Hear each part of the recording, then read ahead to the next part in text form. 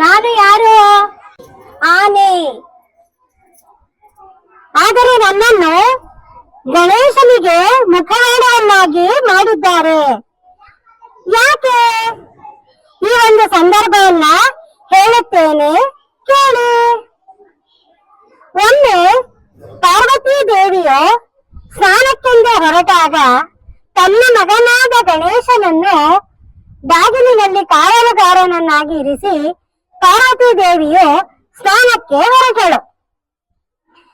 ಒಳಗೆ ಯಾರೇ ಬಂದರೂ ಬಿಡಬಾರದೆಂದು ಪಾರ್ವತಿ ದೇವಿಯು ತನ್ನ ಮಗನಾದ ಗಣೇಶನಿಗೆ ಆಜ್ಞೆಯನ್ನು ಮಾಡಿ ಒಳಗೆ ಹೋದಳು. ಗಣೇಶನು ಕಾವಲು ಕಾಯುತ್ತಿದ್ದ ಸಂದರ್ಭದಲ್ಲಿ ಶಿವನು ಬರುತ್ತಾನೆ. ಆ ಶಿವನನ್ನೂ ಸಹ ಗಣೇಶನು ಒಳಗೆ ಬಿಡುವುದಿಲ್ಲ. ತನ್ನ ತಾಯಿಯಾದ ಪಾರ್ವತಿ ದೇವಿಯು ಸ್ನಾನಕ್ಕೆ ಹೋಗಿರುವಳು, ಹಾಗಾಗಿ ನಾನು ಒಳಗೆ ಬಿಡುವುದಿಲ್ಲ ಎಂದು ಗಣೇಶನು ತನ್ನ ತಂದೆಯಾದ ಶಿವನಿಗೆ ಹೇಳುತ್ತಾನೆ. ಶಿವನು ಕೋಪಗೊಂಡು ಗಣೇಶನ ತಲೆಯನ್ನು ಕತ್ತರಿಸುತ್ತಾನೆ. ಪಾರ್ವತಿ ದೇವಿಯು ತಾನು ಸ್ನಾನವನ್ನು ಮುಗಿಸಿ ಹೊರಗೆ ಬಂದು ನೋಡಿದಾಗ ತನ್ನ ಮಗನಾದ ಗಣೇಶನ ತಲೆಯು ಕತ್ತರಿಸಿ ಬಿದ್ದಿರುವುದನ್ನು ನೋಡಿ ದುಃಖ ಪಡುತ್ತಾಳೆ.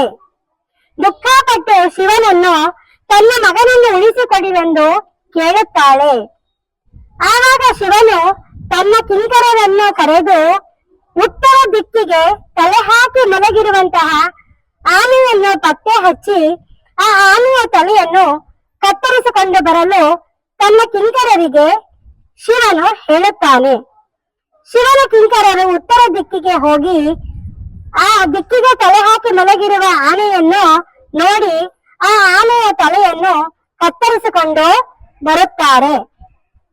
ಆ ಆನೆಯ ತಲೆಯನ್ನು ಶಿವನು ಗಣೇಶನಿಗೆ ಧರಿಸಿ ಅವನಿಗೆ ಜೀವಕಳೆಯನ್ನು ತುಂಬುತ್ತಾನೆ.